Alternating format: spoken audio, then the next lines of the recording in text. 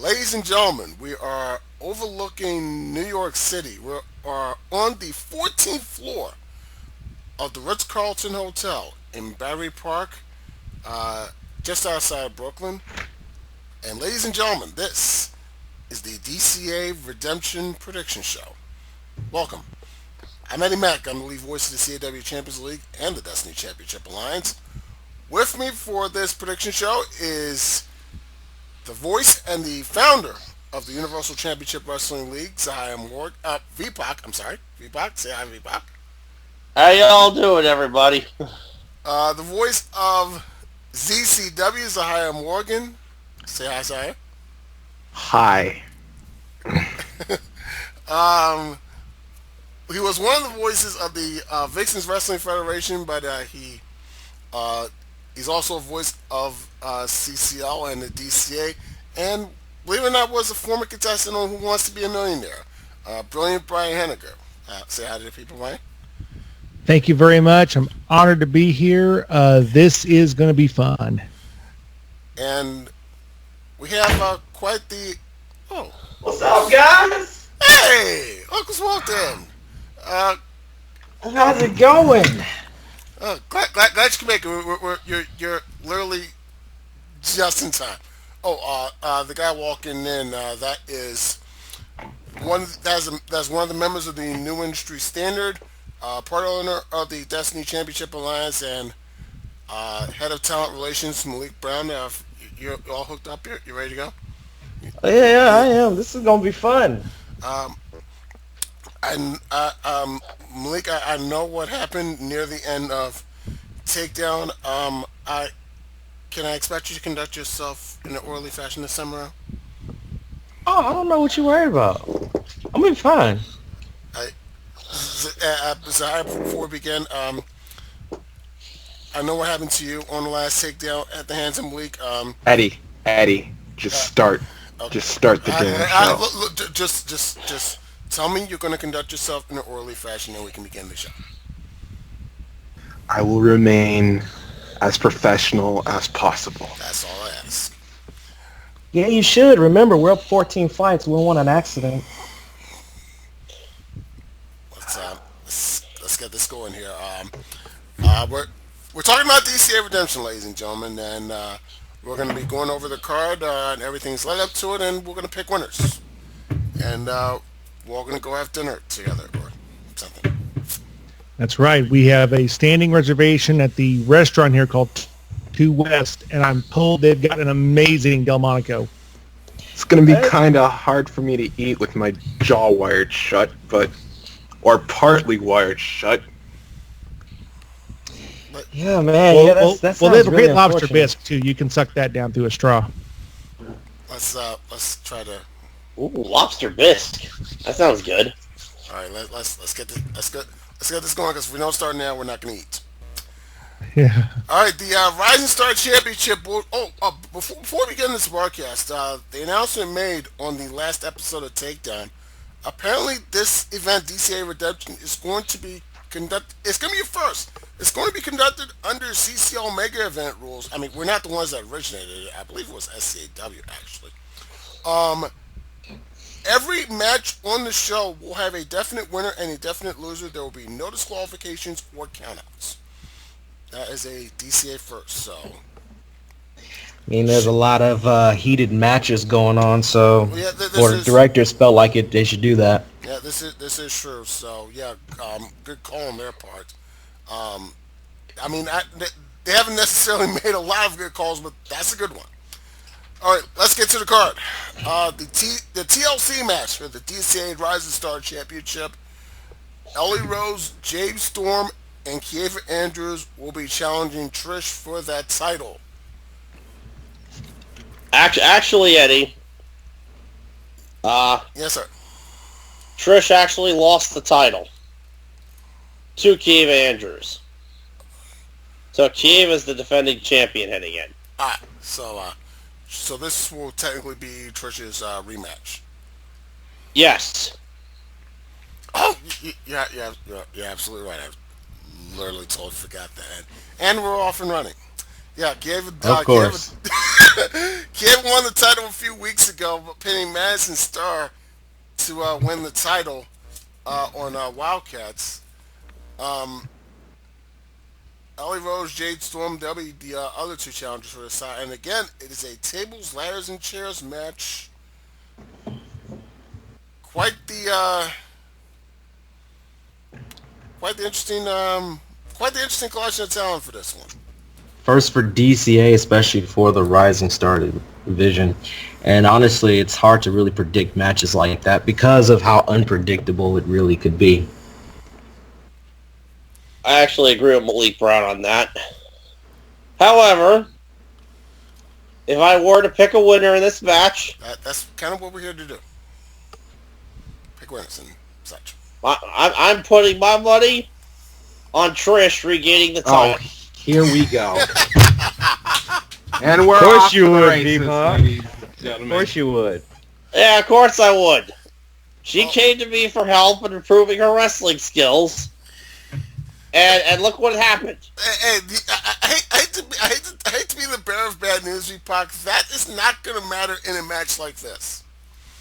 I mean, it's basically Wrestling is out the window. It's pretty much It's a race grab to the get nearest weapon and beat people to death with it. right. It's basically a race Well- to get a belt. Well, if Trish is anything like her brother, and I'm pretty sure she is, she won't have a problem doing that. Well, you know, I guess we'll find out. Zahaya, your prediction.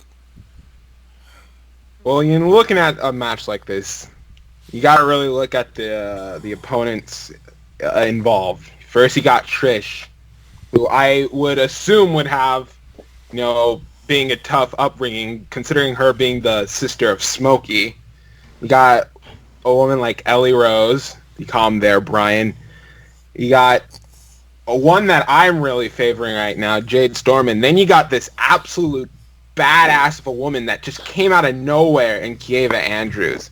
So in a match like this, it's really hard to pick a winner because a TLC match is already unpredictable. When you go up against like four women who are still not well known in virtual wrestling, that just makes it even more unpredictable because you don't know what they're going to do.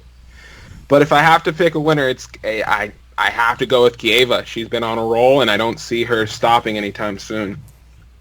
Wow, going against one of your ladies in that match. Wait, what? Brian, what say you? Well, you look at all four of the variables in this matchup. Competition is such an unusual beast. That's why it's competition. Once you settle it in the ring.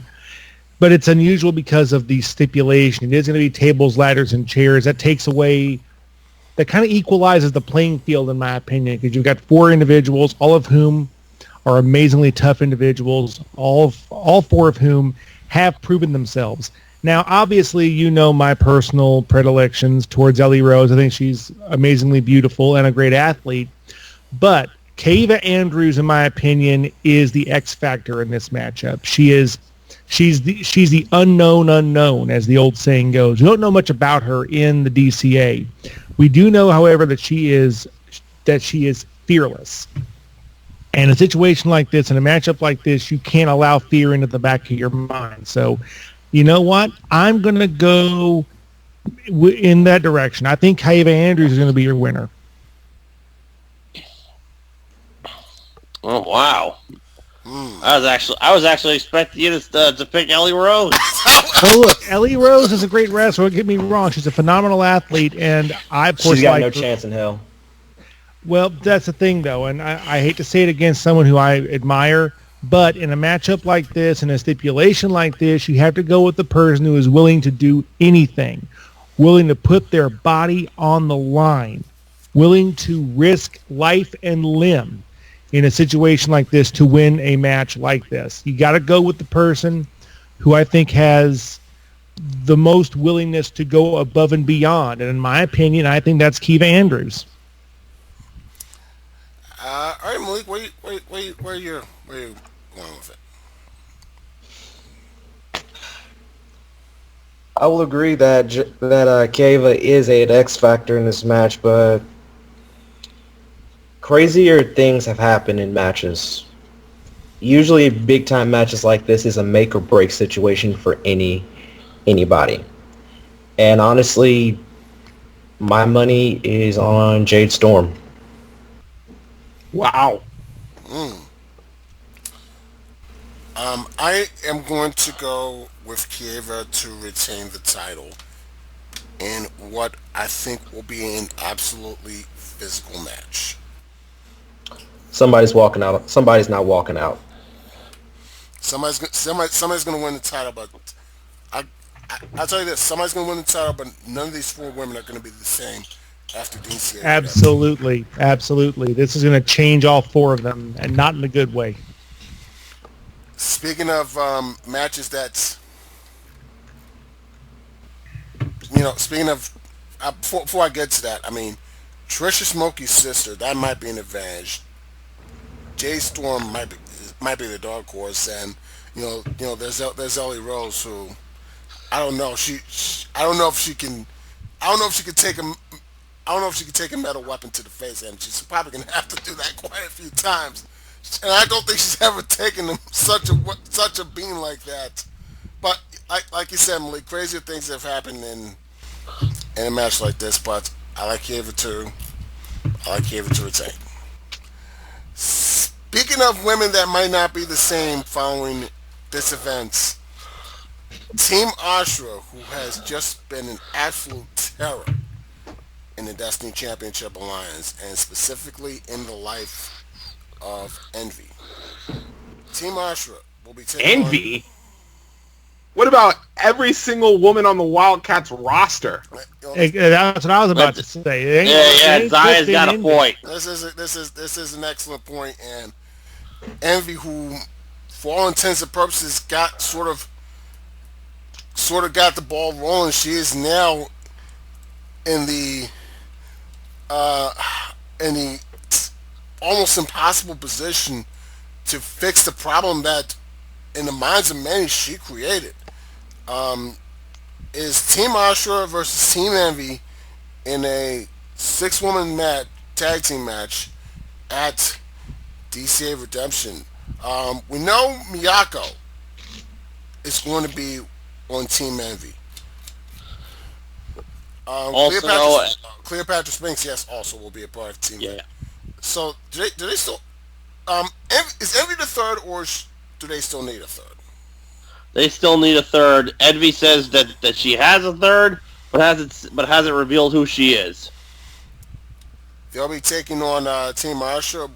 It is going to be Sanzaku and Okami, and and the fifth member of their group. So each team still missing. So each team still missing a woman. Actually, Eddie, the fifth person of Ashura debuted. And she beat the holy hell out of Cleopatra Spinks. Oh, right. That's right. On Wildcats, Cage made her debut, and a debut she did make. Wait, what's her name, Malik? Cage. As in CAGE Cage, or no, KAGE Cage. Japanese for shadow. Okay, I did not know her name. All right, so it will be Okami, Zanzaku, and Cage versus Miyako, Cleopatra Spinks, and a player to be named later in what should be an interesting match to say the least. Oh yeah. So I'll start with you. Before we get to the predictions, first question: who is Envy's third for the team? Who do you think would be Envy's third? Well, that depends. What bridge has Envy not burned? Oof. That. Yeah. Let's not mince words. Envy. If there is a bridge in the virtual wrestling world, Envy has burned it. one way or another. Well, as someone once said of Keith Olbermann, she doesn't really burn bridges. She napalms them. So, I mean, it's going to be difficult for her to even pick a third to see who would be willing enough to put their differences aside for what she has done to deal with the bigger threat that is Ashra. So the third one is going to be up in the air, or hell, even Envy herself maybe have to get in the ring, which would be not good on her part. I'll be honest with you. I'm surprised Cleopatra Spinks even joined the cards, considering all the hell that Envy put Cleo through. Well, well, right now I think what Envy has done to her in the past is pretty much child's play compared to what Ashura has been doing to her family now. So yeah.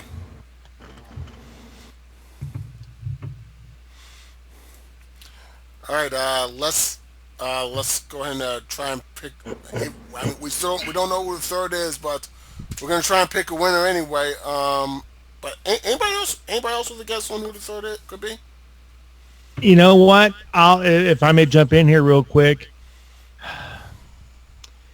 I mean, it's weird about the third because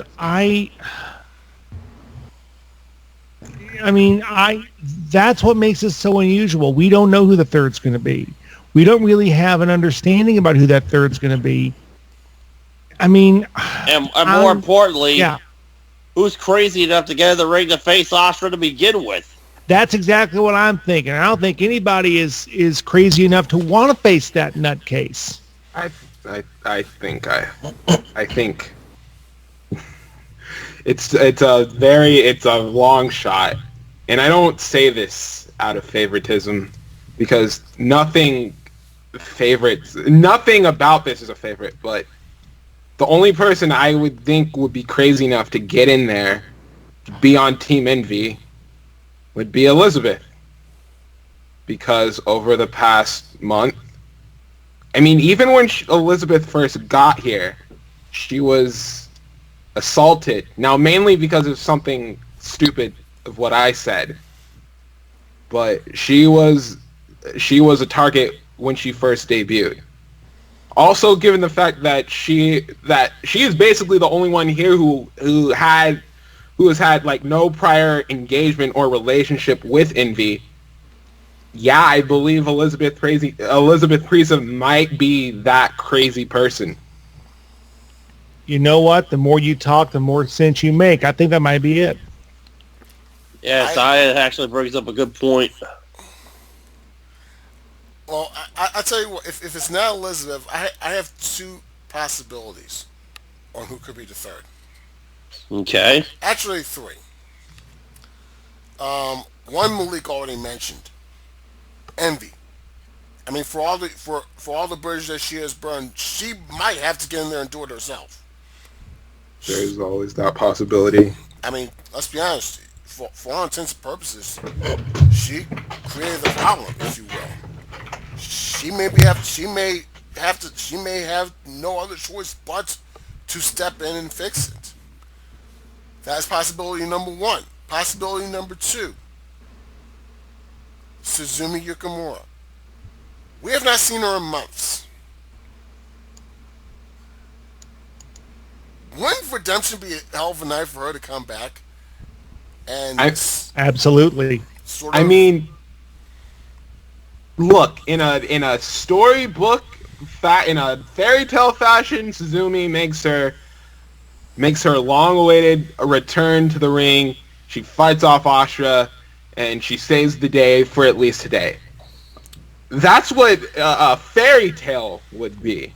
Ashra has proven throughout months so far here in DCA that this is far from a fairy tale. oh, this is true. Possibility number three, and hell, this may be even a longer shot than Suzumi. I think person number three is not even on the roster, and that could be anybody. And So back into the unknown. yeah, we're right back to where we started. Exactly. All right, let's. But I will tell you one thing, though. Definitely make sure we got to bring the holy water for that match. Oh yeah. Like bring a keg of it, like whatever. All right, who wins? May I go first? You may go first. Because I'll say this. I don't think it matters if who they bring as their third. They could bring the 82nd Airborne with them. I don't see anybody beating Ashura because they are not a tag team. They are a force of nature, in my opinion. And I'll be honest with you, I don't see anyone beating them. So personally, I'm going to think Ashura is going to win. Ashura has been unstoppable. No team has been able to even step to them in terms of force and just absolute destruction. I don't see anyone stopping them now. I don't care who Envy brings in. I think Ashura walks out the winner.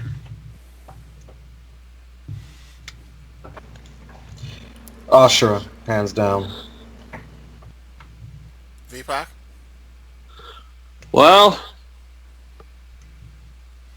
looks like I'm actually gonna go against the tide. I think somehow, some way, I've got a feeling somehow, some way, Envy's team is gonna come out victorious in this. Wow. VPAC, I hate to be the bearer of bad news. You're going to be alone on that island. I'm not sure if there is a force on earth, humor or other, can stop the absolute roll that Ashura has been on since coming into the Destiny Championship Alliance, and that role, I'm afraid, is going to continue at Redemption. It may or may not. It may happen and may not happen, but I mean, I hope it doesn't, but I have a weird feeling it will.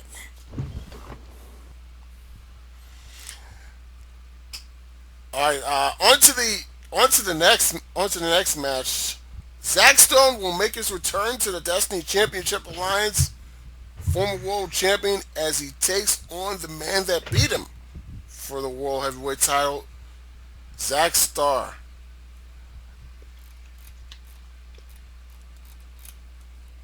Malik, I know you have, I know you have some sort of skin in the game, if you will. I mean, it was Zach Starr that put Zach Stone on this downward spiral. Your thoughts? On Zach Stone's end, I'm gonna be the first one to say that last year he went through, I think, the worst hell anybody has gone through, and he's made it out of it. And then he kind of went back into that slump, and he had to leave. So I think this is just a put up or shut up moment for Stone. Like you can only have your road to redemption so many times before people start wondering if you're consistent or not. So this is going to be a matchup for him. I'm going to remain neutral on this one. Anybody can come out the winner. VPAC, what say you? well, I'll tell you right now, Zach Stone is one of the main reasons I decided to try to become a commentator here at DCA.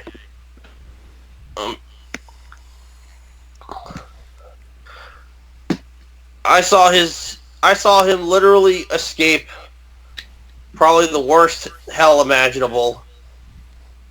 He rose up and became the world champion, which was, I thought, one of the best moments of last season. And since he lost that belt, he's just been in a complete slump. Now, he's been gone for a little while. Lord knows where the hell he's been. But I think he's going to come back strong, and he's going to avenge his loss to Zach Starr. I'm going with Zach Stone. So I'm coming to you now. Stone versus Star. Your thoughts? I'm not going to make any excuses. I'm not going to tell a lie. I don't like Zach Starr. Of course you don't. Don't like how he portrays himself. Yes. I don't really care for his tactics. All right. And I really can't stand his damn attitude. Fair enough. With all that said, he is probably one of the most talented wrestlers going today. And I have to admit it, even though I don't like how he did win it, he is a former world champion now. So he has that. And a part of me just wants to say, nope, not going to happen. Zach Stone walks out victorious over Zach Starr. But I'd be lying to myself if I say Zach Starr is gonna he's gonna win. He's going to. Zach Stone, ever since losing that title, has shown no progress of picking back from where he was back at Revelations. He has shown no signs of being the exact same man he was, and I think that's not going to change. As much as I hate to say it, as much as it kills me to say it, Zach Starr, I believe, will walk out as the winner. Ryan? I struggle with this a lot because you've got two individuals here who are amazing athletes and great wrestlers. Zach Starr, you and I saw him back at Proving Ground in Tokyo, Japan, when he was a part of that epic 30-minute Ironman match, which was, I think, his first real showing of what he could accomplish. He's the guy who put Zach Stone on this schneid, and Zach Stone remembers that. Zach Stone knows that. I think in his mind, I think mentally he has to think, if I'm going to win this, I've got to beat the man who did this to me. I have to beat the person who put me in this position. So he's going to go into this wanting to prove something. And oftentimes when you go into a situation where you've got something to prove,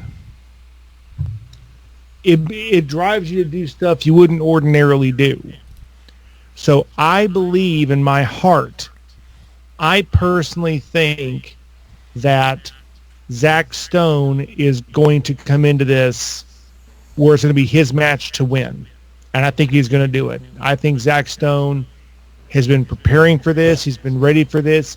He wants to prove how badass he can be. He wants to prove how dangerous he can be.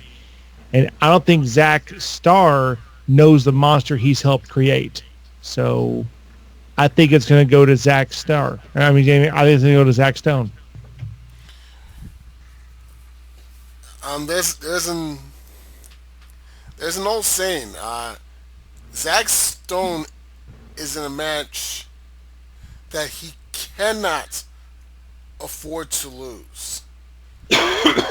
And concerning what has happened to him over the last about 4 months or so since he lost the DCA World Title, I thought for sure by now he would have snapped out of it, but it was when Zach was at his absolute lowest emotional point last season that he started on the absolute run of his life. I'm sure he didn't want to duplicate that. I'm sure in his mind he did not want to duplicate it from the beginning, but that's the position he is in right now. He is emotionally about as low as he could possibly be. And running parallel to that His fiancee, Amber Stevens, is on the absolute run of her life right now. She's the All Stars Women's Champion. She's one of the most dominant performers in virtual wrestling right now. And Zack Stone is at the absolute opposite end of that. I know Amber in her heart, she's doing everything she can to snap Zack out of it, but the only person that can snap Zack Stone out of it is Zack Stone, and the only way Zack Stone can snap out of it is if he starts winning again. And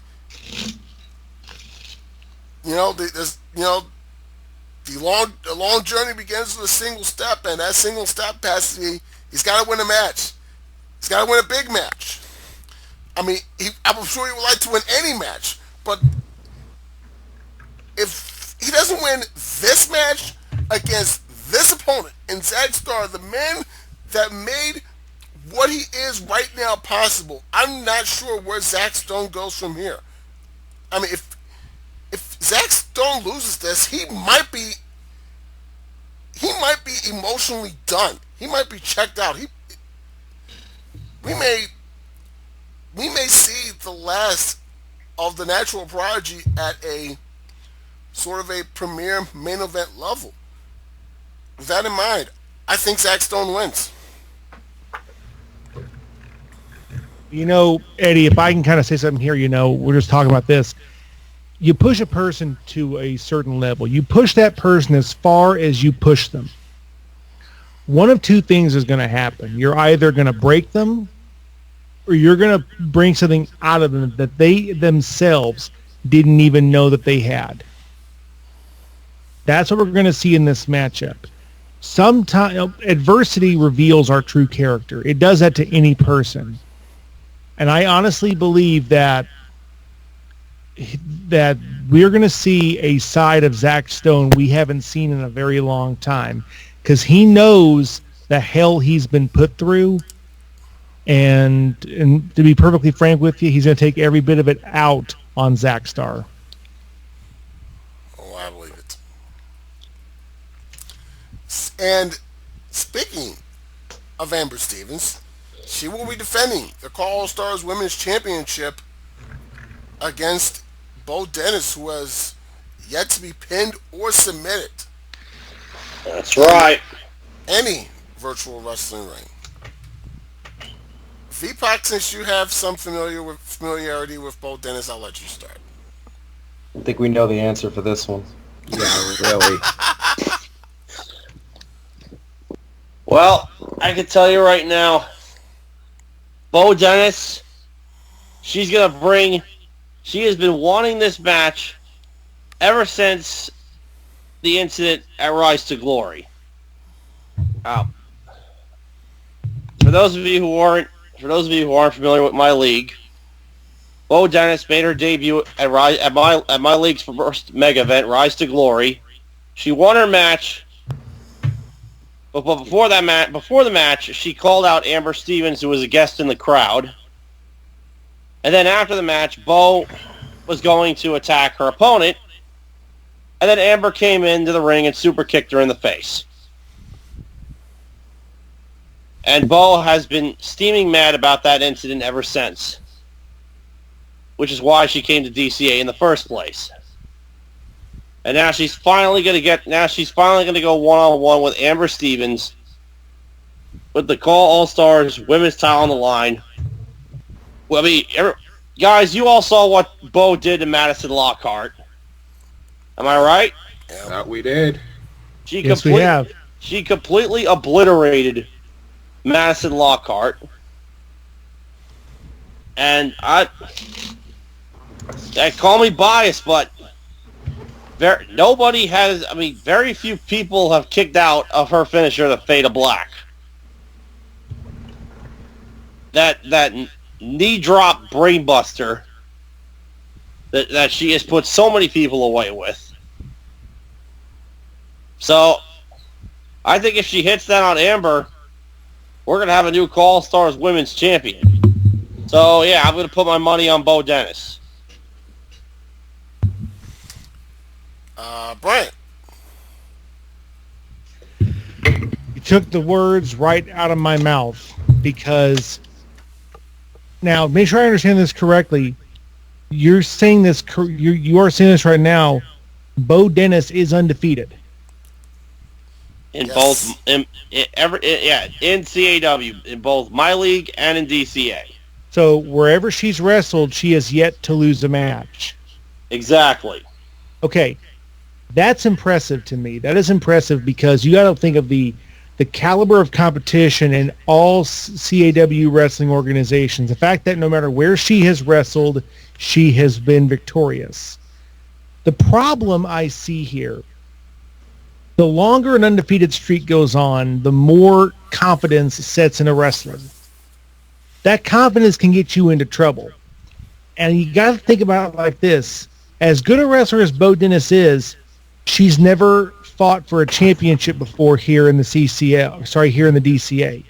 She's never competed for a championship. A champion going into a title match, they go into it with something to prove. They want to keep the belt, but they want to prove they deserve to be in that rarefied air of the champion. And I honestly think that determination, combined with maybe the possible overconfidence Bo Dennis may have here, that may work against Bo Dennis. I'm going to say Amber Stevens retains. Malik, you want to make a pick? While it is impressive that Bo Dennis has been undefeated, Amber Stevens has been the most dominant champions in virtual wrestling, like you said, Eddie. And literally, it's just going to be a matter of who's willing to go the distance. Sometimes there are stories where you'll have a person who's first time ever being in a title match. Doesn't matter what kind of belt it is, but it's their first ever belt. And 9 times out of 10, it's either they win it and they get their glory, or they lose. They lick their wounds and they learn from their mistakes and they live to fight another day. In Bo's case, she's gonna lose. She's gonna go home, lick her wounds, fight another day. Amber Stevens. Zaya, what say you? Amber Stevens is a badass. There's no debating that. Bo Dennis is a badass. There's no debating that either. This is going to be probably the most hard-hitting match on the entire card. With that said, Bo Dennis is walking away with the title. I mean, ever since she's been here, I know V-Pac, fawn over her all day. And as much as I would like to walk the same route as Malik and Brian here, she has done nothing but prove that she's probably the most dominant woman in virtual wrestling. No one's been able to beat her. She can't be pinned. She can't be submitted. Every single time someone goes up against her, she walks out the winner. She walks out still standing. She walks out victorious. Amber Stevens, I know she's been here a while. She's the Call All-Stars Women's Champion, and she is defending that title every single place she goes. Doesn't matter when, doesn't matter where, she is always defending that title. But you know what? I think that's going to catch up to her. I think that she's going to walk into a battle that she's not ready for one day. She's going to walk into a fight that she wasn't fully prepared for, and I think that fight is going to be against Bo Dennis. You know what you just said, Zaya? I think some people were saying about that when Amber, when she was injured, took on Mercedes at Vendetta. Mercedes gave the absolute fire of her life, and it still wasn't good enough for her to get the job done. Yes, Bo Dennis is a badass. She has beaten everybody that's been put in front of her. But guess what? Everybody that's been put in front of her is not Amber Stevens. Amber Stevens is on an absolute different level than everybody else in the virtual wrestling world right now.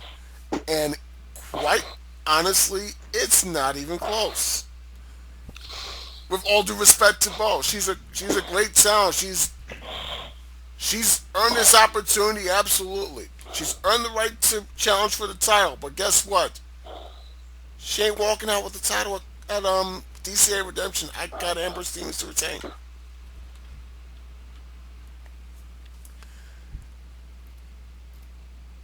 By the way, before we go into the next match, the winner of that match will face Alexis Fawn for the title at Advanced Warfare. Then there's a Bendy Irwin challenge that is coming up at a UCLWL head-to-head show, and whoever comes out of that will be putting that title up against. Will be putting that title up at Call All Stars 9 coming up. I believe either later this summer or more likely in the fall. So no rest for the winners. Whoever comes out of this is going to have a hell of a summer ahead of them, I would think. All right, on to the DCA Tag Team Title match. Blackout 2.0 won the opportunity to challenge for the titles after an impressive win over Two Wicked. They'll be challenging Future Foundation for the titles in a tornado tag match at DCA Redemption. And Malik, you are familiar with Blackout 2.0, so I'm gonna let you go first.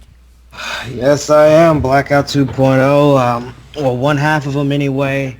Lil Jazz, Gorilla Black actually are New York natives. Gorilla grew up with the other members, Eric and Marcus King, in Yonkers, New York. Lil Jazz was born on Jamaica, Queens. So, these guys have been a talent to come in and just set the world on fire, especially Gorilla Black, for being a guy 300 plus pounds and can do shooting star presses like he's a cruiserweight. He is something else. Yes, Yes. he is. And with Little Jazz there just being the hype man, the heart and soul of Blackout. They have won matches. They have become a popular tag team amongst people. And then you got the Future Foundation, where you have two former world champions together with Matt Phoenix and Tommy Kazarian. Honestly, this is going to be a very, very difficult match for me to say who's going to come out the winner. But I will tell you this: expect insanity. Expect Gorilla Black to crank it up to 11, more so than he's ever cranked it up before. Expect the Future Foundation to have a really hard chance of coming out winners.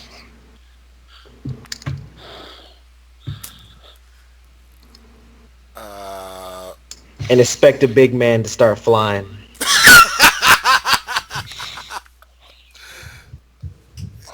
And speaking of big men, well, slightly smaller than big, Bryant. I'm 6'5". There you go.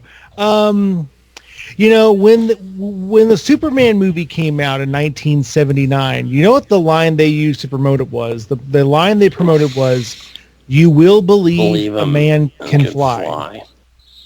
I believe a man can fly because I was at ring. I was I was there. I got to see Blackout 2.0 wrestle. Gorilla Black is a freak of nature, and I mean that in the nicest possible way. 300 plus pounds, 6'6", however tall he is, flying like Rey Mysterio Jr. almost. How do you prepare for a match like that? You can't. You cannot prepare for a man that big doing those kind of moves, even if you are the Future Foundation. I mean, And you they're just great. saw him. Like, here's the thing, Brian. You saw him in one match. Try being in New York for like 3 years of your life and growing up with the guy and watching him do this shit in rings. And people losing their mind because they never saw a 300-pounder do a tope con hilo onto 5 people. You're absolutely right about that. And I just think that they are just too unpredictable for the Future Foundation to predict. The Future Foundation cannot see how they're going. They can't predict what this big man is going to do. And to be perfectly frank with you, I think that's a bridge too far for Future Foundation. I think we're going to see Blackout 2.0 become tag team champions. VPOC, what do you think? Well, I'll be honest. That was the first time I ever saw Blackout 2.0. I was very impressed with Gorilla Black. It's not every day you see a man of his size flying around the ring like a cruiserweight. However, let's not forget that Matt Phoenix and Tommy Kazarian have faced guys of that size before. I mean, of course, I wouldn't expect somebody like Casey Gordon doing a tope con hilo or Ray Getty's doing a shooting star press, but still, I'd have to say, I gotta put my money on the champs. I think Future Foundation's gonna retain the tag titles, especially with Matt Phoenix's new in-ring style, his catch point, the whole catch point thing he's got going there. Right. If you're familiar with Evolve, you know what catch point's all about. So, yeah, my money's on the champs. Future Foundation's going to retain. Zaya, what say you? Just the thing that no one's brought up yet. Anybody remember how these two teams got to this point? Just like really think about that. I remember. Future Foundation came in as a mystery challenger for the Blacklist, and they won the tag titles. And how did Blackout 2.0 get this title opportunity? They came in as a mystery challenger and won a number one contenders match. Exactly. Both of these two teams came out as complete mysteries. No one in the world could have ever seen this coming. Could any of you honestly tell me that after, let's say Survival, that we be seeing a tag team title match between Blackout 2.0 and the Future Foundation? You could have told me about 150 possibilities, and that wouldn't have come up. No. This is the literal definition, because I realize that these are just two teams that you are now introducing to a new audience, and no one's gonna know what to expect. And that's going to be very, very interesting. Now, when we're looking at the two teams here, you got Matt Phoenix, Tommy Kazarian, both former world. I think one's a current world champion, if I'm correct, right? Yes, Matt's current world champion in CCL. Yes. So 2 world champions. Meanwhile, you got Blackout 2.0. I don't know much about Lil Jazz, but Gorilla Black. That Gorilla Black. I knew the first time that after I saw him after that match at TCW Asterix Battle Pro Dead Man Wonderland, I knew that this dude, dear God, this dude was going to light the world on fire. So, with all that being said, I gotta go with the Future Foundation. I gotta go with the Future Foundation. Because when you look at it, I mean, you said it, 2 world champions, and now current tag team champions. They have not only proven that they could work very damn well as singles, they've proven that they can work very damn well as a tag team. And that is a dangerous combo. So I gotta go with the Future Foundation. You know what else is a dangerous combo?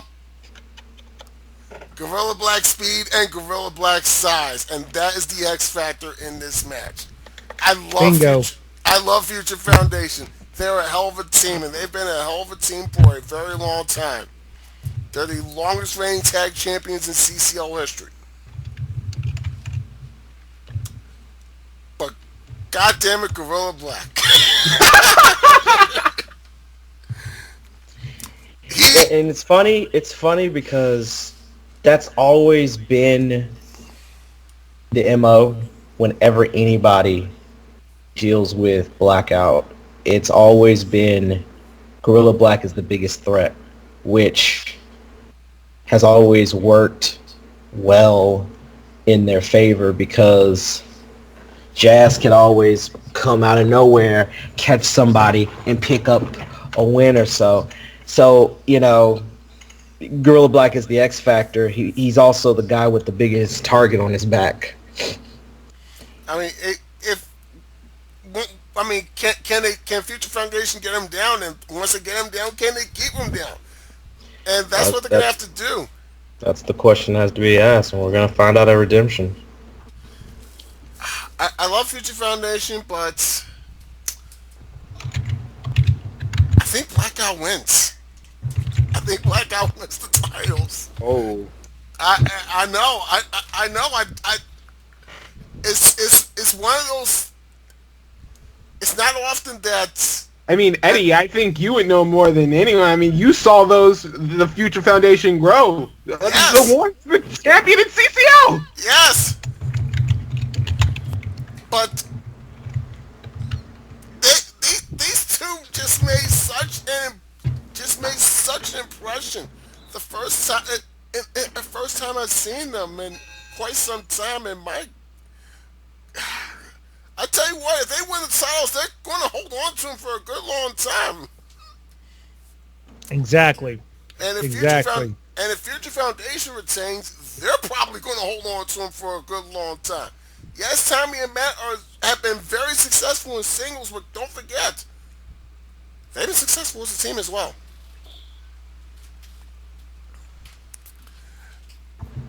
All right, onwards. The DCA Fever Championship will be on the line. I'm going to have to ask you to keep it in your pants for just a few minutes, please. In fact, you're going to go first, just so we can keep you busy. KYN Kyung Young Nari. I might have butchered that name, and if I did, I'm very sorry. Young Nari. What I tell you? I just. She'll be taking on Sakura Hagiwara. That's it in for the DCA Fever title. Good God, dude, just assault on you, dude. I mean, You get the woman's name wrong. I correct you, and I'm the salty one. If the shoe fits. Buy 2 pair. Go ahead, Zaya. All right. You look at this match, and I think it's easy to say that this will be the show stealer. I mean, you don't believe me? If you don't believe me, go watch their first encounter. Just go watch it. Don't say anything. Don't speak to me. I don't want to hear it unless you watch their first encounter. Those two tore the damn house down. They burnt it to the ground until there was nothing but ash. These two can go, and when you put two talents that are as good as KYN and Sakura, I don't see how this isn't match of the night or even match of the year by the end of it. Now, picking a winner. You really gotta look at this. Because on one hand, you have Sakura Hagiwara, the strongest in the world. The woman who has ever since... That could be debated. It's a nickname. I don't come up with them. I know, just saying. Ever since coming in, she has been pretty much the workhorse of the Wildcats division. And I say that because every single time you put Sakura in the match, you're pretty much guaranteed a barn burner. You're pretty much guaranteed match of the night when you're going up against Sakura Hagiwara. The woman is like one of the top talents in ring, bar none, probably one of the best in the world. However, when it comes to the big one, she has proven that she struggles. She has not been able to do it. She gets so close. She gets so close every single time, but she chokes. She does. And I hate to say that because Sakura is honestly one of my favorites. But it's just how it is. KYN, on the other hand. Let's just hold on. Hold up. Let me get the plastic on first. For fuck's sake. Of course. You good? Go. Alright. Here's a woman I saw. I was watching a little league called WTW. She made her debut. First I was all like, alright. See a new young face, see how they progress. First night in, she delivers one of the best matches of the entire year with a woman named Cupcakes. I was like, oh, well, damn. I better start getting myself acquainted with KYN here. Not even a month later, she appears on DCA and has another match of the year with Sakura Hagiwara. In her second match in a DCA ring, she wins the Fevers Championship. Who in the hell can you say in their first year has had two match of the year candidates in their debut in a company? Their debut! And then in their second match, they win a freaking championship. That's almost unheard of. That is unheard of. KYN wins. I'm sorry. Sakura, I like her. She's great talent. KYN, she's untouchable. Alright, Zahaya goes to And another! The Sapphire Parks! The 40th anniversary! Three! I tell you! Zahaya, go clean yourself. Go clean yourself up. Bebop, go. Well, I gotta admit, KYN has come in from completely out of nowhere and has impressed the living hell out of everybody with her only being in 2 matches and already becoming the Fever champion. That being said, she's going to be facing off against, well, I guess the former strongest woman in the world and the former world champion of, well, you know, the former world champion. Don't you SCA. freaking care. SCA, wait, is that where you're Yeah. going with that? SCA? Yes. So, I'm sorry, but I think KYN's luck is going to run out at Redemption. My money's on Sakura to win this. She's going to win the Fever title, take her title back as strongest in the world, and then go back, and then go back to, and then she's going to go back to there and celebrate. I think Zahaya's heart just broke. Go ahead, Brian. Okay. You know, this is interesting. This is a lot closer fought a contest than many of us are going to give it credit for, in my opinion. Thing is, Sakura Hagiwara is the woman that they call the strongest in the world. That's her nickname. She's a phenomenal athlete. She's a great wrestler. She's an amazing in-ring competitor, but you're absolutely right about one thing, Eddie. She has struggled trying for the big one, trying for the championship matches. And you really can't be in a situation where you have a reputation for not pulling it out when it's all on the line. And I'm unfortunately thinking that might be what we're going to see out of Sakura. She's a great wrestler, but you got to have more than just great ability. You got to have that X factor. And I don't think Sakura has that. I'm going to say that KYN is going to wind up winning this match. Malik, what say you? You know, when she first came here, I was literally one of the first people going no. I did not want her here because of the simple fact that I felt in my heart of hearts that it would be a waste of time because I knew, not that I'm doubting her as an athlete, no, but she's inconsistent. That's her career, has been inconsistent. Sure, she may have been world champion in SCA, but what has she done since then? And she's been proving herself, having knockout match after knockout match after knockout match. But KYN proved to be her kryptonite.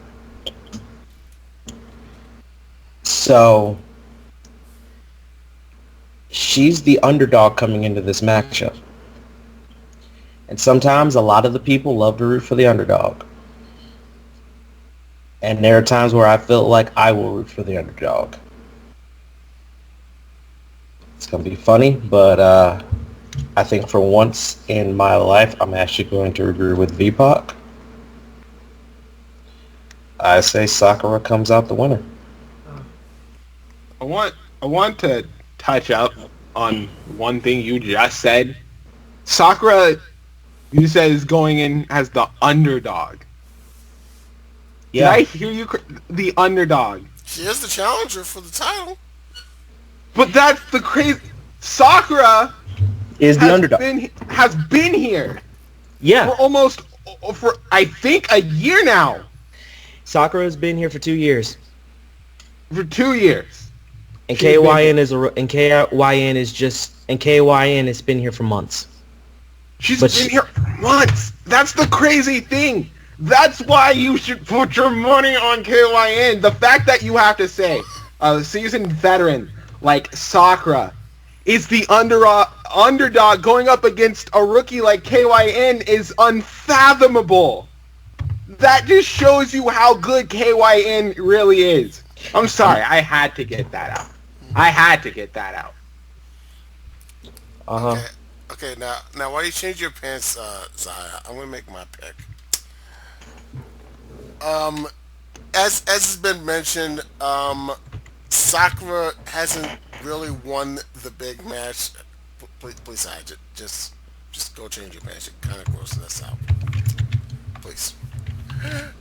As I was saying, Sakura, since coming over to the Wrestling Championship Alliance, she has not. I mean, she's won a lot of matches, but when the lights are on the brightest, when you have to win the matches that you absolutely have to win, the ones that cement your career, the ones that absolutely matter, Sakura has come up short. Not just once, but again and again and again. And maybe it's me. I don't think Sakura can afford to come up short in a match like this again. Hell, I think Sakura herself has even said it. If she can't win the favorite title, she doesn't belong here in the DCA.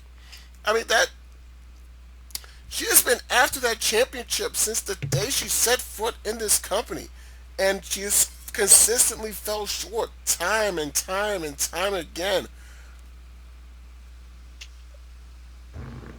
I hope she can. I hope she can win it this time. I mean, redemption would definitely. Redemption is not only the name of this coming up mega event, it is pretty much what is at stake for Sakura Hagiwara. It is redemption as far as her virtual wrestling career is concerned. This is a match she absolutely has to win, and I think she will. I think she beats KYN for the title at Redemption. All right. We'll see. We will see when that time comes. All right, Hell in a Cell for the DCA Celestial Championship. JC Wolf taking on the new champion Malik Brown. Malik won the title at the 4-year anniversary show. Malik, I know you sort of have a stake in this match, as you know you're one of the participants in it. Yeah, he's one of the competitors in this contest. Which is why I'm going to keep quiet on that one, and I'm not saying a thing. Fair enough. And with that, VPAC, you will go first. If we can get his, All right. Well, before I say anything, Mr. Malik Brown, will you respect my opinion? I don't have a problem with that. Okay. Alright, I'm not taking anything away from Malik Brown. He's an amazing competitor. He is a former world champion here in DCA. He's very outspoken. And and Zaya, I know firsthand, you know how hard he hits. However, I love that you find that hilarious. I'm not the one with my jaw wired shut now, am I? However, JC Wolf is on a mission. And he got robbed of the world title. He won the belt. He got, and then he was, and he had it stolen right from underneath him from the new industry standard. And he has been on a mission to make the new industry standard pay for it ever since. By himself, mind you. Though he has a group. He's doing this all by himself. Yes. Well, with all due respect to you, Mr. Malik Brown, I think it's gonna be a close one. And I think it just depends on who's gonna hit harder. And as much as I hate to say it, I think JC Wolf is gonna hit harder that night and walk away with the Celestial title. Okay. Zaya? I have a feeling I know what you're going to pick, but I'm going to let you go ahead. If I'm going to say something,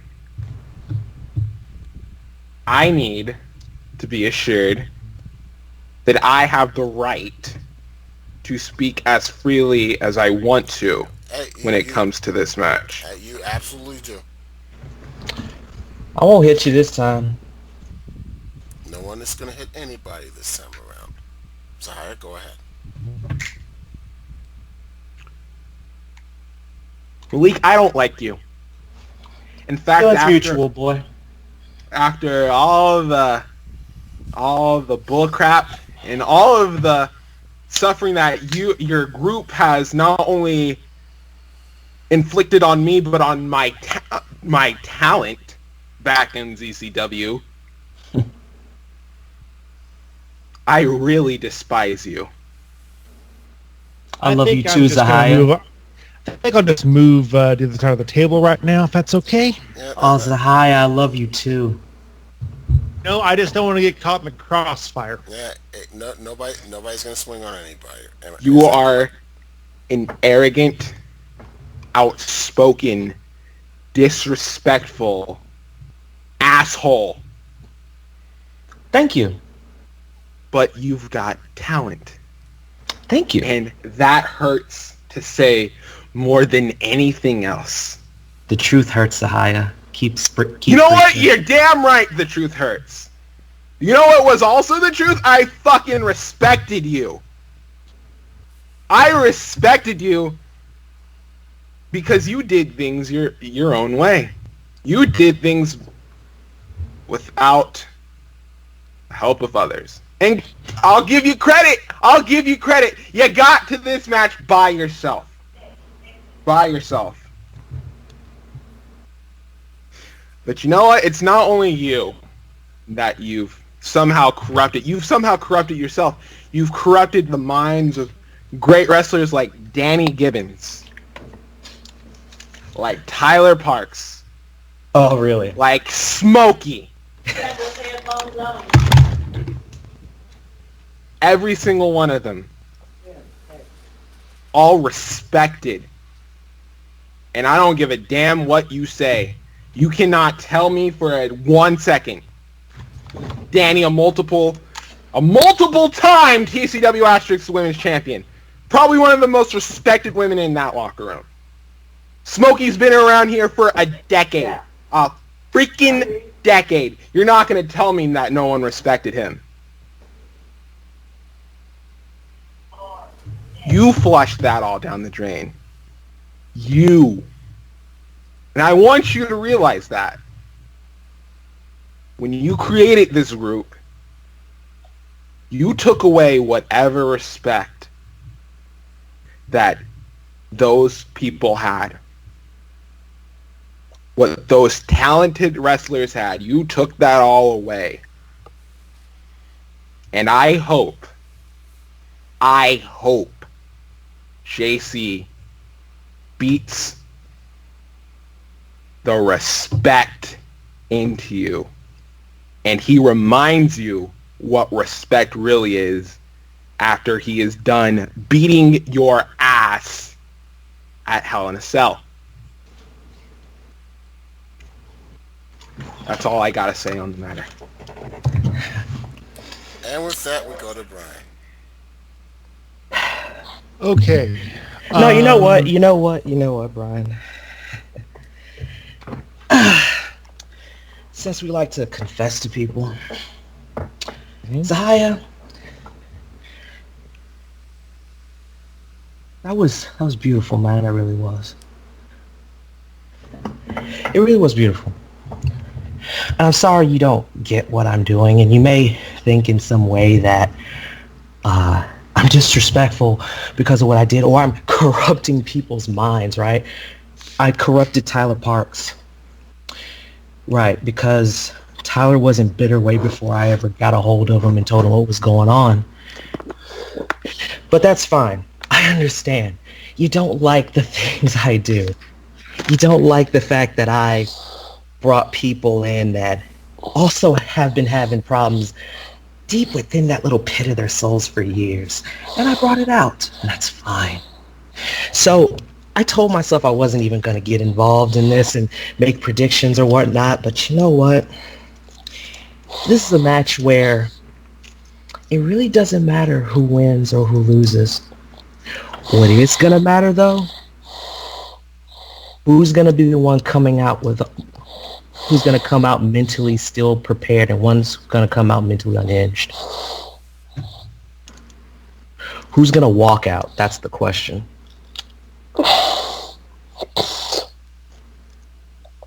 Proceed, Brian. Okay. First and foremost, I want to say that again, that like other people, I have the utmost respect for you, Malik. You are a phenomenal wrestler. You don't become a champion without being a highly trained wrestler. You don't become a champion. You don't become a world heavyweight champion without having the skills to pay the bills. I've said that before, and I'll say it again. JC Wolf is a vicious, violent, destructive human being. We all saw what he did on the last episode of Takedown. We all saw what he did when he assassinated Joshua Smith. Sorry, not assassinated, but he just assaulted him after the bell, and he's still in the hospital. We don't know what's happened to him. I'll say this much.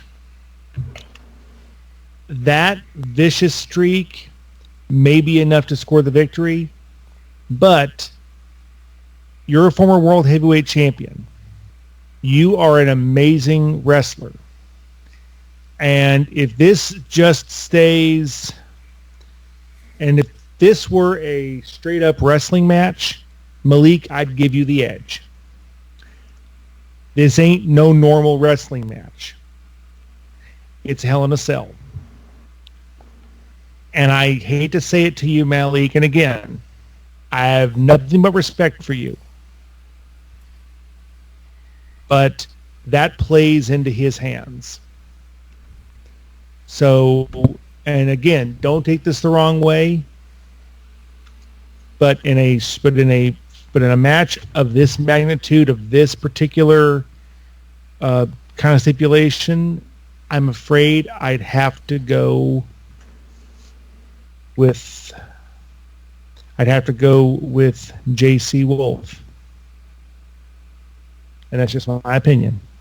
And that's not a knock on you. I swear that's not a knock on you. That's just where I come down. I will say this: it is obviously very clear that both you, Malik, and JC have the mentality that is necessary to go into such a match like this. And I will say this, regardless of the outcome, and I'm sure you will agree with this on Malik, neither man will be the same coming out as they are going in. And I tell you what, I know one of you is going to win that match, but I don't think either of you are going to walk out per se, because I have a feeling that the two of you are just going to tear the absolute hell out of each other. And yes, there's a championship on the line, but I have a weird feeling it. And I may be wrong. I may be wrong. I have a weird feeling that title doesn't really matter. I mean,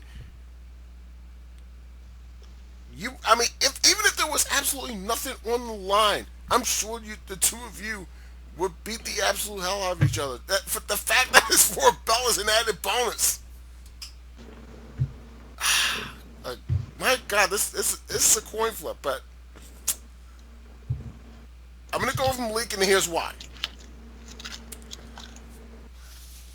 It is probably going to be because of what JC Wolf did on the last episode of Takedown. When he took out Joshua Smith, he may have incurred the wrath of the blacklist. So JC, for all we know, may be absolutely on his own. I mean, the blacklist may basically swear off him, if you will.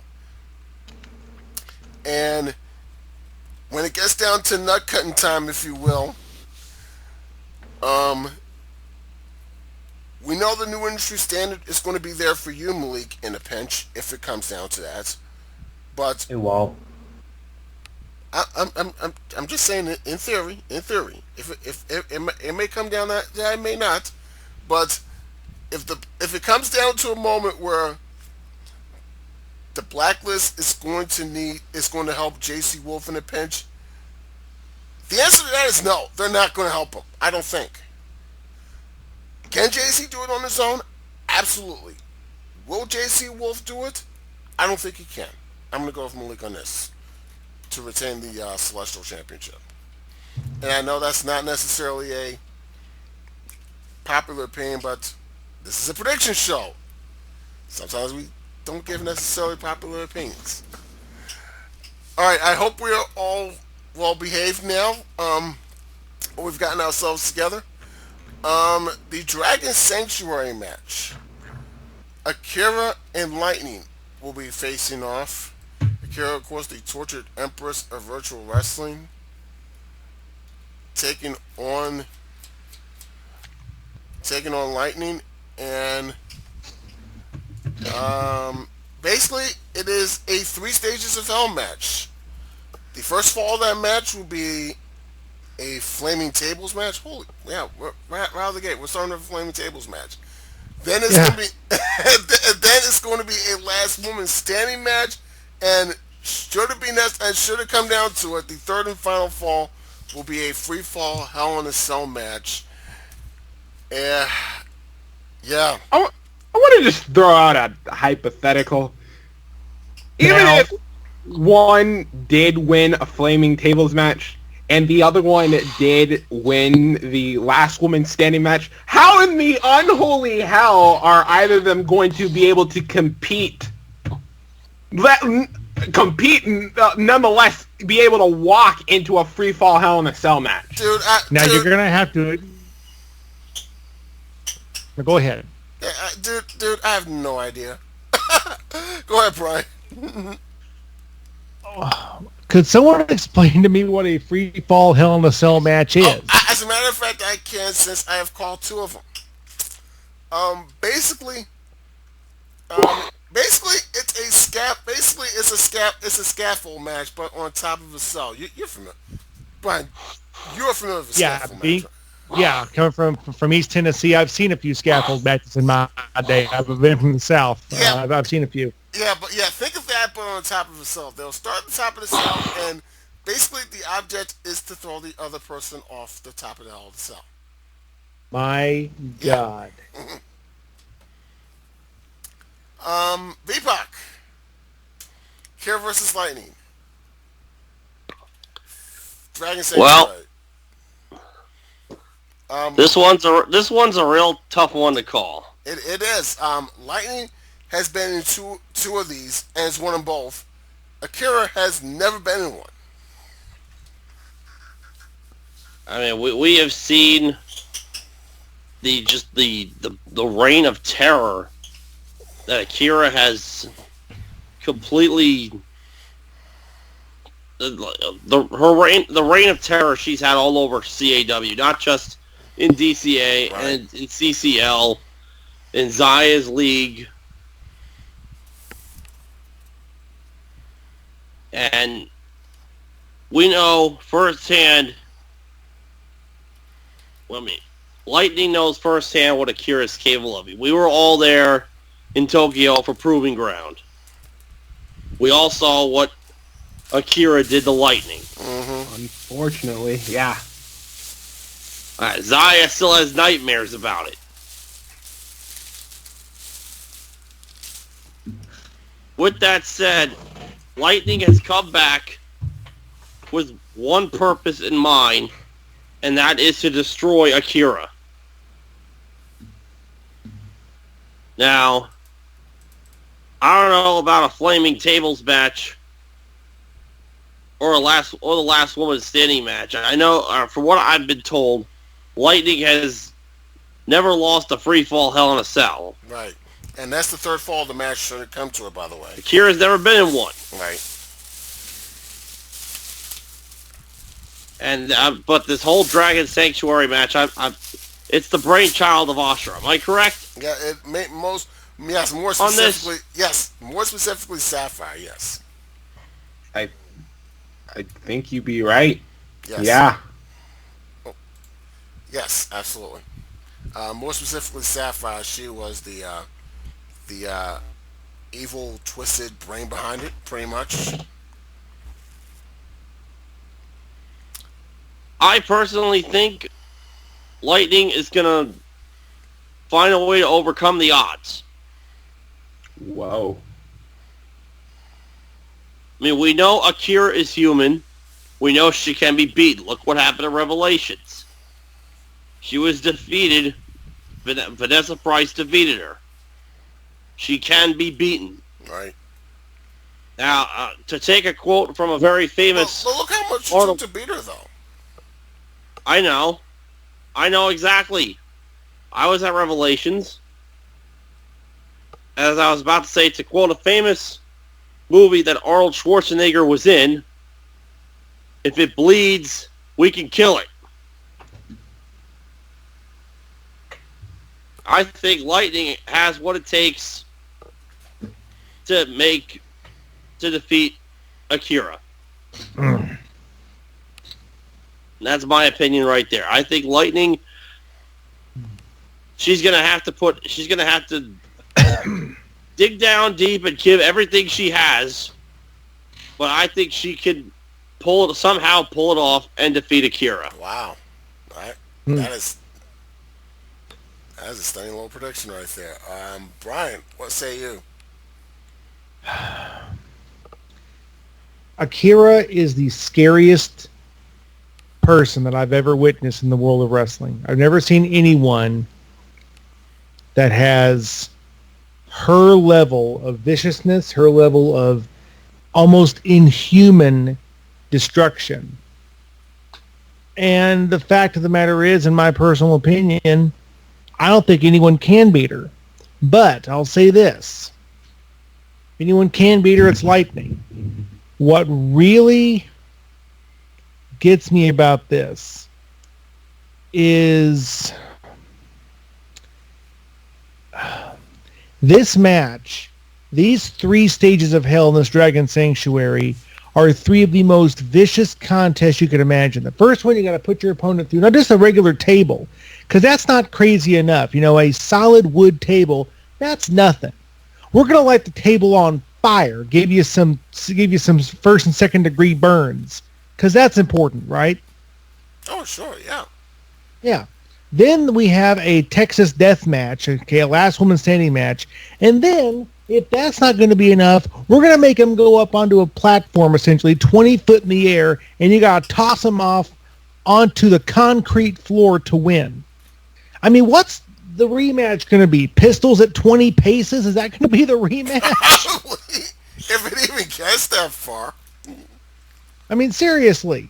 I mean, look, I'm not, saying, listen, look, if this is what it takes to separate this, to settle all this, fine. It'll take this to settle it. As much as I would love to say that Lightning is going to right the wrongs and get revenge, I don't see anyone beating Akira. I think Akira is going to find a way to turn on a different level that we've never seen from her before. And I hate to say it because I like Lightning. I just don't think that Lightning can beat her in this kind of a situation. I'm going to give my vote to Akira. Zahaya, what say you? I think this one's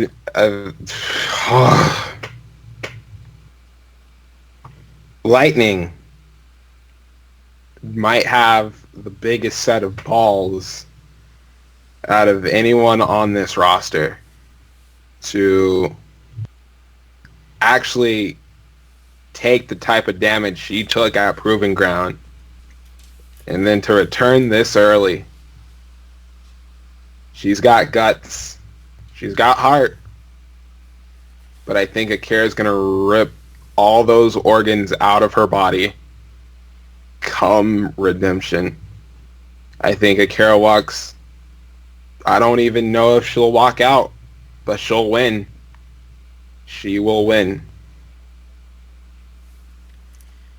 There's an easy... as I mentioned,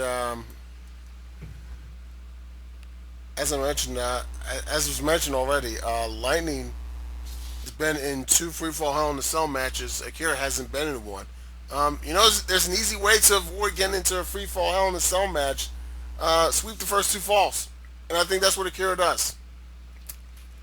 She wins the Flaming Tables match. She beats the absolute piss out of Lightning. In the last woman standing match, we don't even get the free fall hell in the cell situation. I know we're all expected to come down to the 3rd fall, but Akira's just been absolutely dominant. She hasn't lost a match since Revelations, and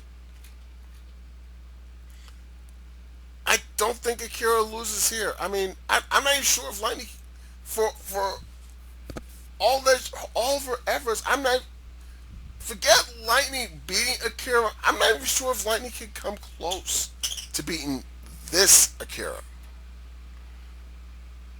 I'm not sure if she can. I had Akira in 2 falls.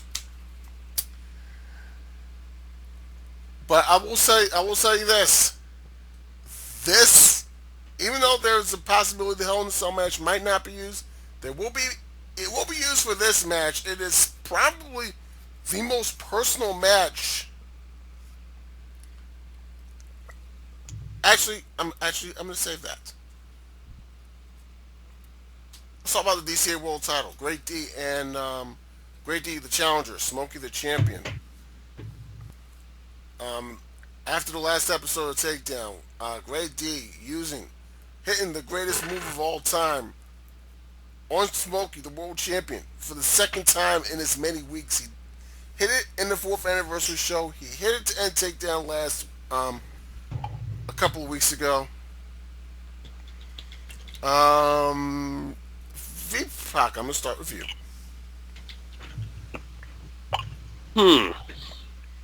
The world title match between Great D and Smokey. Right. Both are veterans of the virtual wrestling world. We've seen what Smokey's capable of over the past several months, ever since he's had his attitude adjustment and joining Malik Brown in the NIS. With that said, before you go on, I should point this out. Malik he is not here. He has apparently gotten a head start on dinner, so I guess we should thank him for. He's gotten a head start. We do thank you for joining us on this Air Prediction show. Go ahead. Okay. We're very grateful that he did that. Yeah. I'm going with Great D. I think Great D is going to finally knock some sense into Smokey and become the world champion again. Zaya, what say you? When you look at this match right here, everything about it just screams world championship match. It screams prize fight.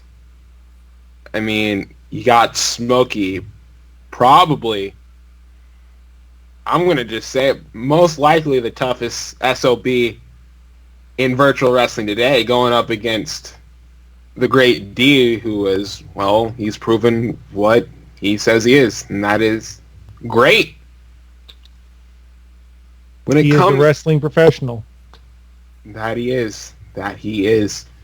So, I guess when you look at a match like this, you gotta look at who's got.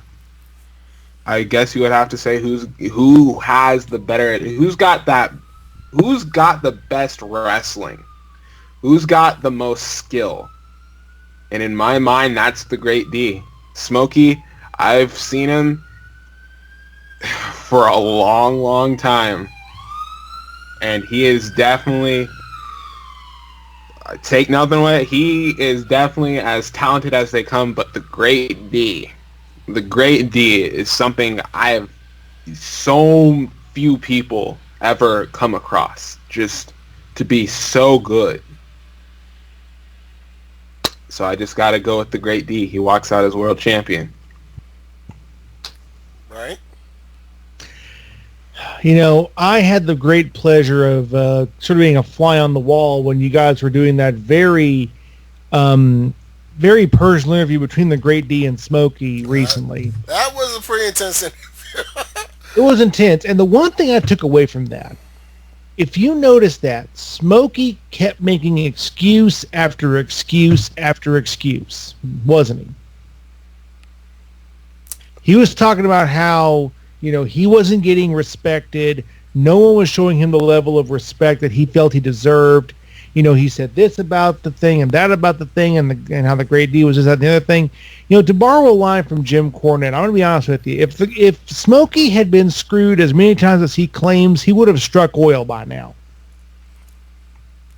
Because all I have heard, he's made excuses. He's already making excuses for this thing. A champion does not make excuses. A champion makes money. And in my personal opinion, I look into this match and I think that Smokey's a great wrestler. Don't get me wrong. He's a phenomenal in-ring technician. He's a phenomenal wrestler. But I've seen the Great D in situations where it's been locked in a cage. I've seen him in situations where he has overcome the odds time after time after time. And to be perfectly square with you, I just don't think Smokey is able to beat the Great D in a big match situation. I think the Great D wins this match because he has more experience in a big match situation.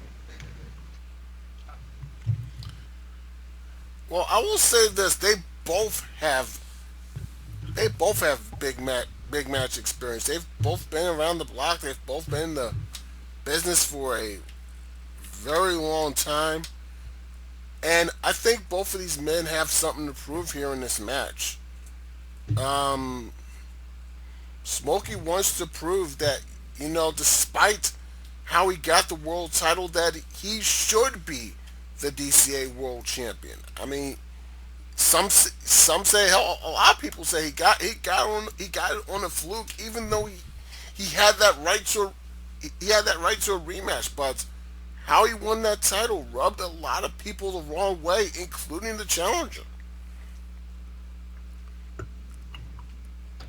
And I would say that, I would say, I would say Smokey retains easily if it were under any other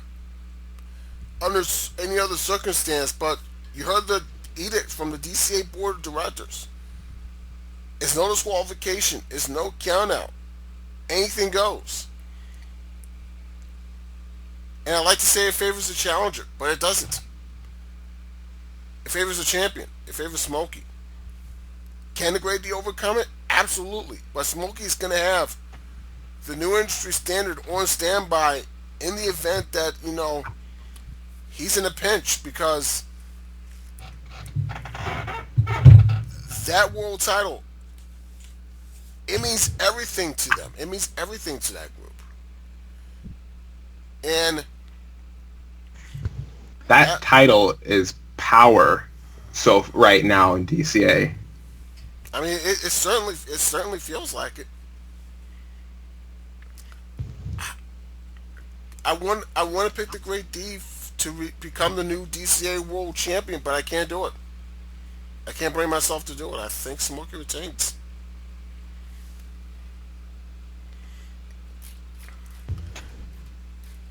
On to the other world title match at DCA Redemption. It will be for the DCA Wildcats Championship. Natty, the new champion, to defend against Pyra. And my goodness, these two have quite the history together, don't they? Brian, you're familiar with some of that history because we've called it together. We have. Both Nadi and Pyra are ladies that I've had the great honor of calling matches for. They are two of the most amazingly dominant competitors that I've ever had the pleasure of watching, both here in the DCA and in the CCL and in other organizations. They are two of the best wrestlers out there. But here's where I come into a situation like this. Pyra is an unbelievably strong and an oversized athlete. And I mean that in the nicest possible way.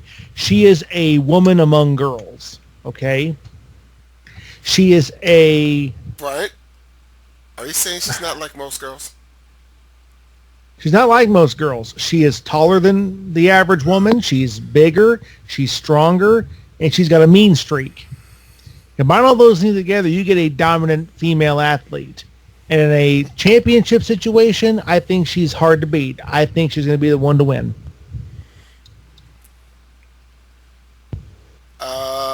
VPAC, what say you? Considering I'm still relatively new to all of this, Pyra's gone has not been pinned or made to submit this entire season. That is correct. However, Nadi has been very, very impressive. I mean, she Um, she did the damn near impossible on June 1st when she knocked off Vanessa Price for the Wildcats title. yeah, that was impressive. So if you ask me, now these two know each other very well. Very well. I'm going with Naughty. I believe Naughty will find a way to retain her title and keep the Wildcats championship. Zahaya, what do you think? Man, talk about tough. Well, as you've pointed out, these two obviously have had a rivalry for a while. I've seen more of Pyra than I have of Naughty, and yeah, she's no joke. She is absolutely no joke. And in all cases, when you look at it, Pyra has the advantage in almost every single way, and size and strength is just an overwhelming power. When you look at it, when you mash them up, it looks like there's very little Naughty could actually do to keep Pyra down. But ever since Naughty has been here in DCA, she has just been on fire. Like, she beat Vanessa for that title. We're talking about the same Vanessa who went through hell and back against Akira at Revelations. That's insane. She beat the woman who beat Akira. Naughty right now is at the very top. She's flying high. And in my mind, I don't see her coming down anytime soon. I think Naughty's going to beat Pyra. I think Pyra's going to get her first real loss here this season. And that's all there is to it. I will say this: if anyone has, no one, I don't think anywhere in virtual wrestling has the win-loss record over Pyra that Naughty does. If anyone can figure out the puzzle that is the 6'7" Pyra, it is Naughty. We mentioned that Pyra has not lost via pinfall or submission this season. The same can be said about the Wildcats champion. And if we think about it, it was only a matter of time before these two collided, and wouldn't you know it, they have collided. You knew they were going to find one another, because everywhere they've been, they've always found a way to weed through the competition and find one another. I mean, it's like God needs the devil, Roadrunner needs Wile E. Coyote, Diane Sawyer needed Katie Couric.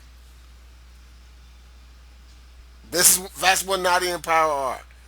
And Naughty has been on, not as high, you mentioned it, Naughty has been on the absolute roll of her career.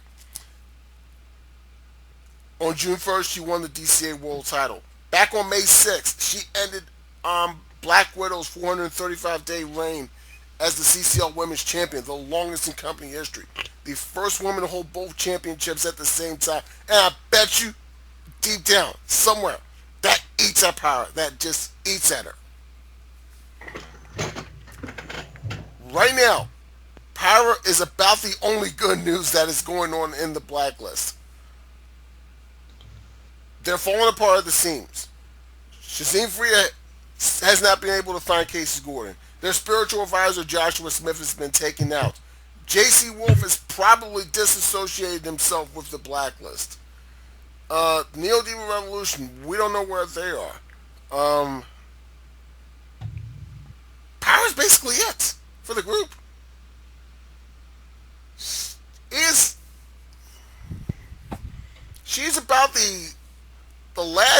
she's about the last bastion of hope that the Blacklist has of gaining any positive momentum in the Destiny Championship Alliance, and she is running up against the one person that can. She's up running up against the one person that, no doubt about it, absolutely does not fear her and can absolutely beat her because she has. And I think she does it again. I will take Nadi to defeat Power and retain the DCA Women's Championship. And with that, ladies and gentlemen, we head to what may be the most personal match on DCA Redemption, and perhaps, Oh boy. yeah, and perhaps the most personal match in the history of the Destiny Championship Alliance. It is a Hell in a Cell match between Revy and Carmen Cortez. Boy, oh boy, the story between these two, it is Why don't you just give us a little rundown on what's happening? well, Because my God, yeah, back in March, Carmen Cortez won the DCA Rising Star title, but she was then assaulted, and I'm going to use that word. She was assaulted by Revy. She was taken out. She was basically left for dead, and Carmen ended up having, and this was because Carmen called her out a few weeks earlier, and because of that assault, Cortez cannot defend the Rising Star title, so she was stripped of the title. And, you think that would be the end of it. The two would settle it in the ring or whatever. Not You quite. would think that. You would think that, but that did not quite happen. Carmen returned. I want to make sure I don't get. I want to make sure I don't don't get the sequence out of order, if you will. While Carmen was laid up in the hospital, Revy kidnapped Carmen's parents. Okay, yeah, I'm realizing I'm getting out of the timeline, but basically here's what's happened in this. Revy and Bo, they were in that. Remember that tag tournament? That tournament to determine who would face Oshawa for the Wildcats Yes. tag titles. Yeah, Carmen came back, and Revy and Bo, they lost in the finals to Starstruck because of the return of Carmen Cortez, and Revy and Bo lost to Starstruck, and that led to the Black Lagoon Street Fight at Rumble Roses. Carmen won that, did Carmen win that? Yes, she did win that. Carmen won that, but she made Revy submit, but Revy retaliated in. Come on, Sai, help me out here. Come on, you know the timeline better than I do. She retaliated in one of the most disturbing ways possible, guys. Yeah, one of those diabolical things I've ever witnessed in my life. Is this where is this where I get to it now? Because God, do I not want to talk about it? oh God,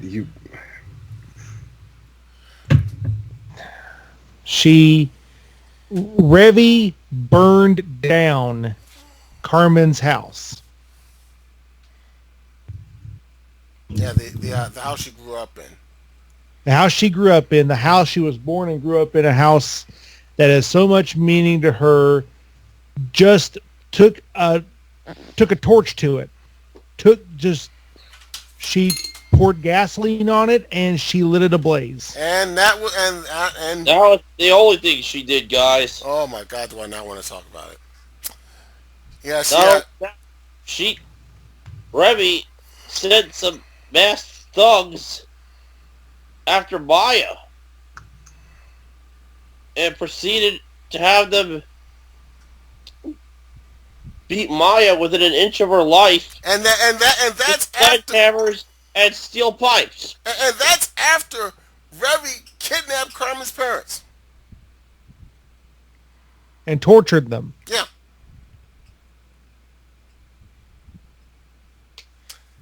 Carmen returned, challenged Revy to a Hell in a Cell match. Here's how Revy accepted: 44 chair shots. Oh my god. Yeah. Yeah. I mean, I've seen some vicious beatings in my life. I've seen Kevin Sullivan take a metal spike and spike primetime Brian Lee in the head. I don't know how many times on an episode of Smoky Mountain Wrestling. This was 10 times worse than that.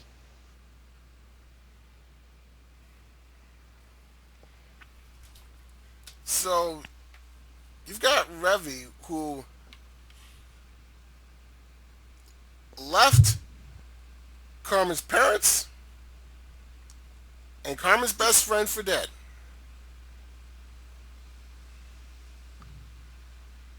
And then left Carmen essentially in a pool of her own blood. Right.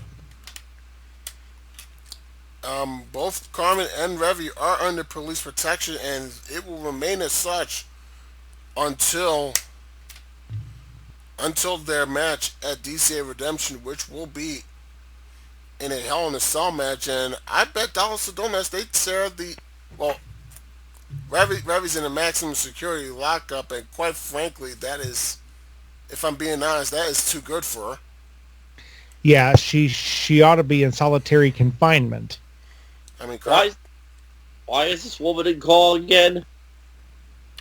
Yeah, why is she not in a 6x8 cell at Attica? well, she is in a, she's in a 6x8. She's in a 6x8 cell somewhere, but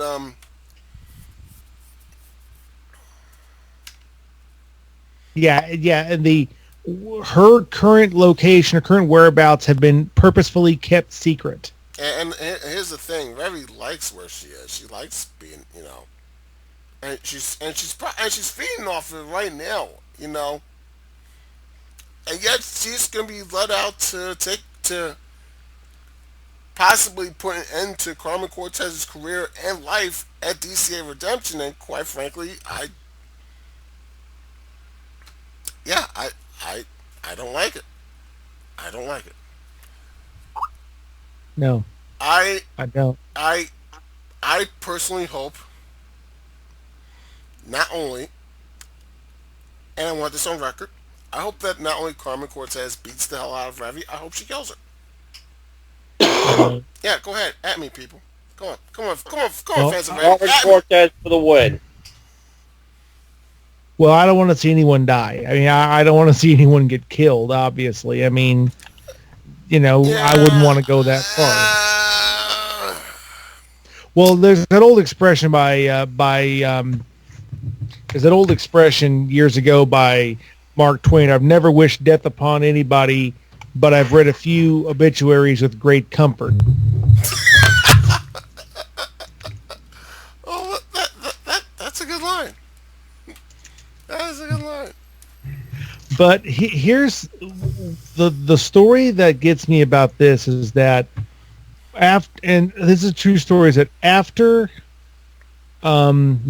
after Carmen found out what Revy did to her parents. Now, Revy, you got to understand, was in the hospital in Nashville. She was in severe physical pain. She only had one thing to say. She said, "I'm going to kill that bitch." That tells you the level of hate that this match has come to. This is not a wrestling match. This isn't about wrestling anymore. This is so far beyond what we know professional wrestling to be. I don't know what you call this. You just call this war. This is a war between these two women. Exactly. And by the way, there's an interesting little stipulation to this Hell in a Cell match. Carmen's submission maneuver banned. Oh, wow. And yeah, Revy added that clause to the match, and I don't know why Carmen accepted, but she did. Now, the only thing I don't understand is how can a move be banned if the Hell in a Cell match has no disqualification? Dude, your guess is as good as mine. I mean, if there's no disqualification, you can ban whatever moves you want to, but I mean, let's be I mean, honest. I have a guess. Yeah. My guess is in Revy's sick little mind that if Carmen's submission hold is bad, there's no way for her to beat her. I'm sure she. I'm sure Ravi believes that, but we'll see. So I'm sure you got a lot to say on this, so I am going to sit back and let you have it. yeah, we'll give the floor to you, then I'll give you my opinion.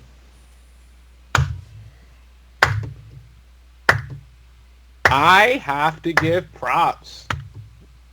I have to give serious props to Carmen. Carmen. The fact that she has been able to stay alive through this entire thing is an accomplishment. And I know to some people that might be crazy to hear. The fact that she's still alive is an accomplishment to how far she has gotten inside of Revy's head. Because any person who is ever who knows of the name Revy knows that she has absolutely no problem with taking a handgun, putting it to your head, and pulling the trigger. She has no problem doing that. A quick and simple death is a very easy thing to do with Revy. I mean, this But is. I'm what let are you you continue. gonna? I'm let you continue. Sir. I mean, this. I mean, we are talking about a woman that has said that she was going to take everything away from Carmen, and I do mean everything. And let's be honest, Ravi's history, you mentioned it. She hates that being brought up in front of her. She hates that, and I think that's what driven her over the edge. Continue. So, while that might be the case, like she could kill Carmen. Honestly, she could. She just take a gun and kill her. It'd be that simple. Revy does not give two shits. She is a murderer. I've said it. Ever since she debuted here in DCA, that woman is a cold-blooded killer.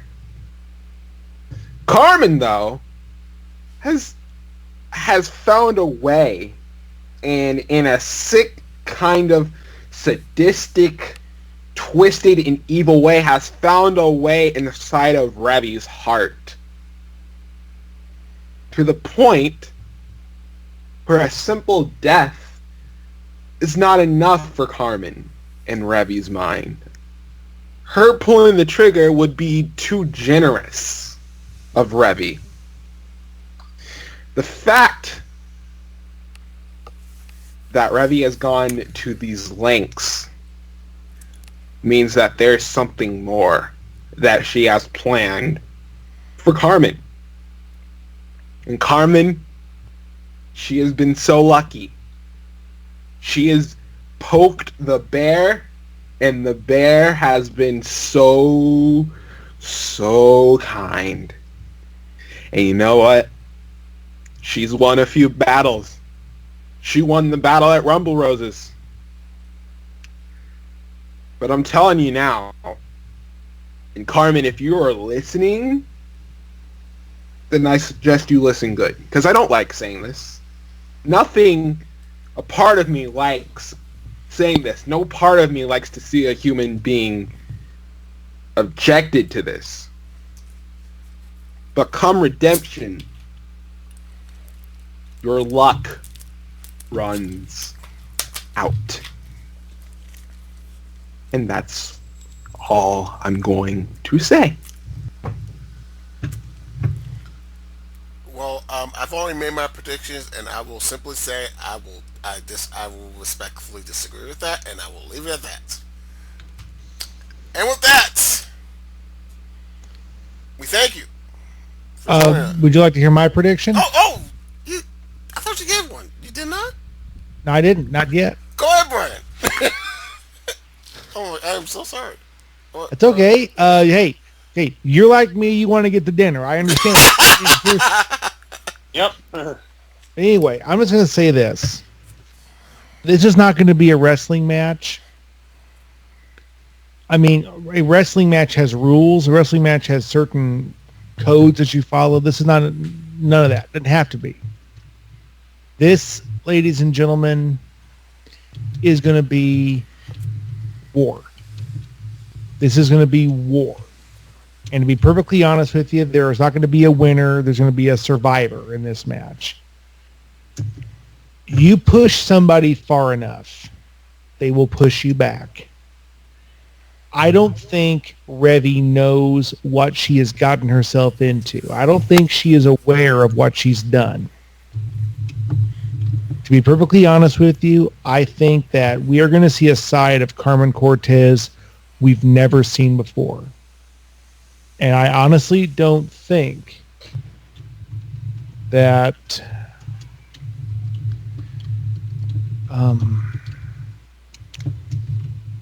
I don't think that she is going to stop until she has ended the career of Revy. And I'll be honest with you. When the intimidator fails to intimidate, she becomes intimidated.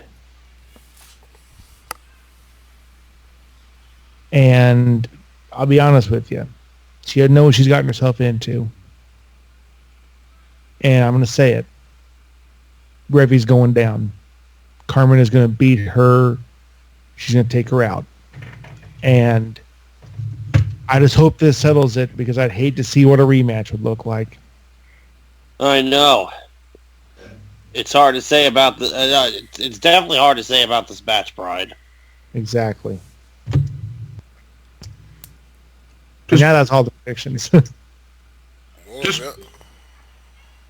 one thing. Yes, sir. I can't make a guarantee on most of these matches on the card. But I will guarantee you one thing. What's that? One person will not walk out of this match. And I guarantee you that.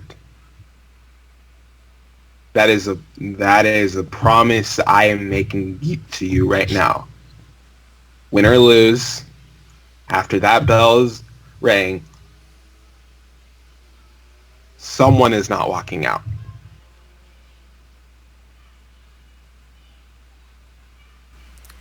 Will it really be over after this? Win, lose, or draw? Whoever, regardless of the outcome. I mean, I certainly hope so, but I guess we'll have to wait and see.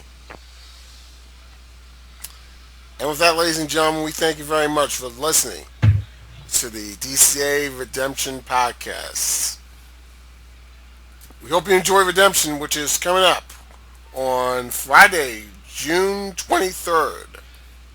Special start time, 5 p.m. East, 2 p.m. West.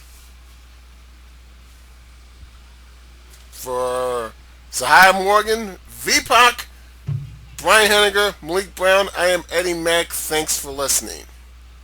We'll see you at Redemption.